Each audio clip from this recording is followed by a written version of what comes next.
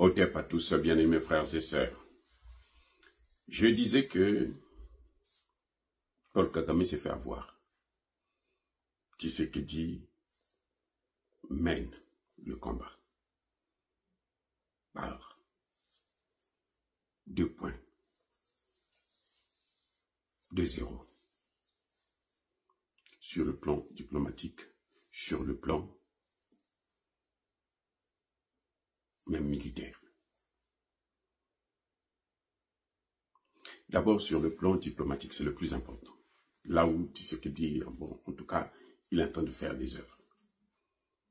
Personne ne pouvait s'attendre, quand Tshisekedi est venu, que Tshisekedi puisse être soutenu par les amis de Kagame. Kagame a été lâché, littéralement lâché, par tous ses supporters, par tous ses maîtres, par tous ses fabricants. Ceux qui ont fabriqué le monstre sont en train de le détruire. Tshisekedi a gagné sur le plan diplomatique. C'est une victoire incontestable de Tshisekedi. Les amis, c'est une victoire incontestable. On a beau critiquer Tshisekedi, on a beau l'insulter, on a beau dire tout ce que l'on veut, il a gagné sur le plan diplomatique. Les États-Unis ont commencé d'abord, ont ouvert le bal. Ils ont sanctionné.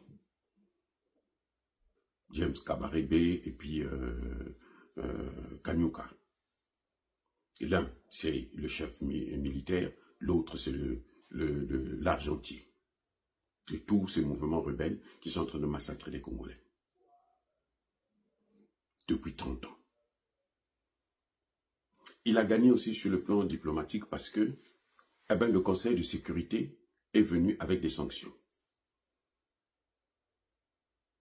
Le Conseil de sécurité a sorti une résolution qui demandait à Kagame de quitter le territoire congolais avec tous ces hommes.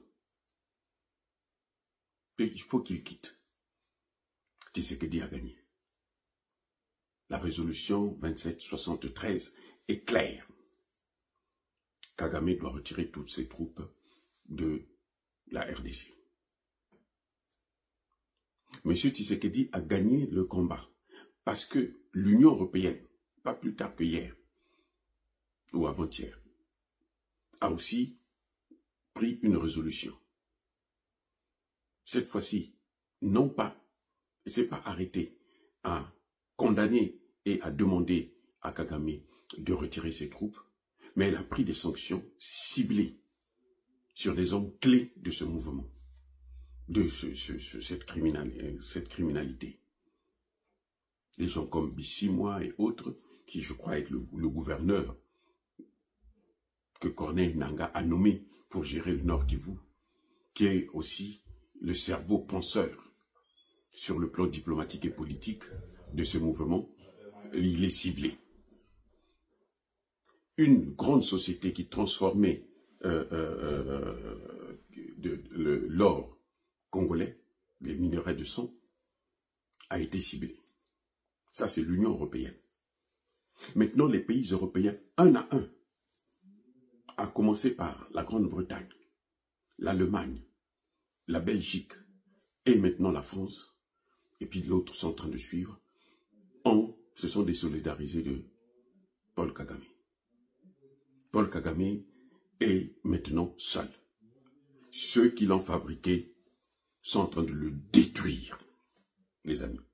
Ceux qui ont créé Kagame sont en train de le broyer. Kagame, sur le plan financier, est asphyxié. Il est asphyxié. Parce que Kagame, aujourd'hui, a perdu, avec le lâchage de tous ces pays occidentaux, il a perdu 50% de son budget. Donc la moitié du budget de fonctionnement du Rwanda est perdu. Aucun chef d'État ne peut tenir comme ça, avec une situation aussi catastrophique.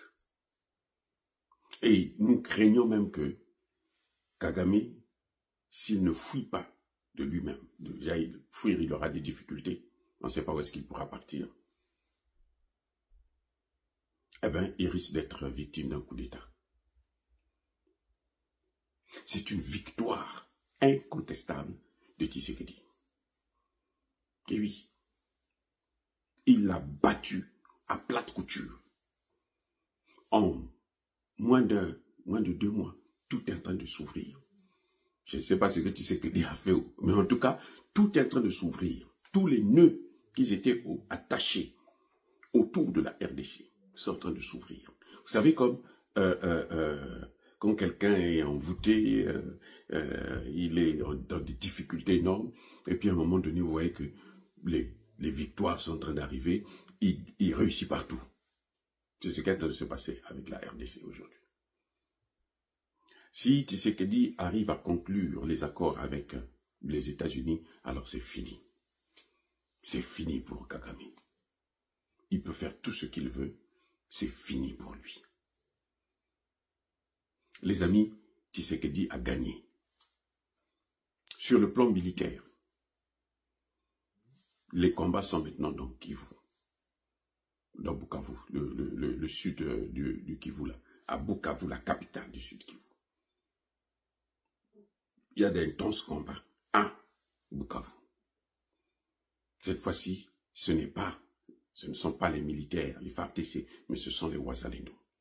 Le général Yakutumba et ses hommes sont en train de libérer le sud Kivu.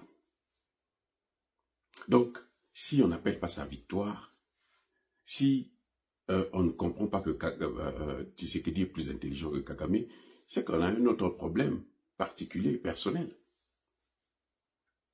Vous voyez, Katumbi est venu installer son QG aux États-Unis. Il sort pas moins de 60 000 $ par mois pour financer les lobbies, pour arrêter Tshisekedi, ici aux États-Unis. Mais ça ne passe pas. Pendant que Kabila, lui, il est en train de sortir de l'argent pour investir, acheter des armes, ainsi de suite.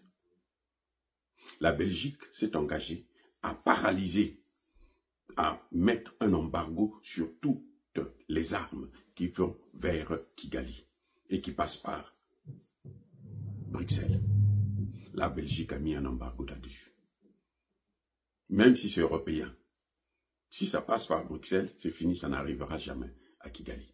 C'est ce que le gouvernement belge a décidé. Donc Kagame est foutu. Kagame est foutu. Sur le plan diplomatique, sur le plan militaire, il a perdu la guerre. C'est ce que vous voyez là. C'est juste, comment on appelle, hein, un coq qui n'a plus de tête et qui est en train de, la tête est en train de bouger, mais il est déjà neutralisé. Kagame est terminé. Et le temps nous le dira. Soyez bénis, abondamment bénis par le Dieu de Kémite et par nos ancêtres angélisés, mais que tous ceux qui persécutent le continent africain le pillent et le déstabilisent, qu'ils soient noirs, blancs, chinois, arabes, juifs, indiens ou qui qu'ils soient punis, maudits, foudroyés, neutralisés, écrasés, effacés par le Dieu de Kémite et par nos ancêtres angélisés. Vive l'Afrique éternelle, j'ai dit et j'assume.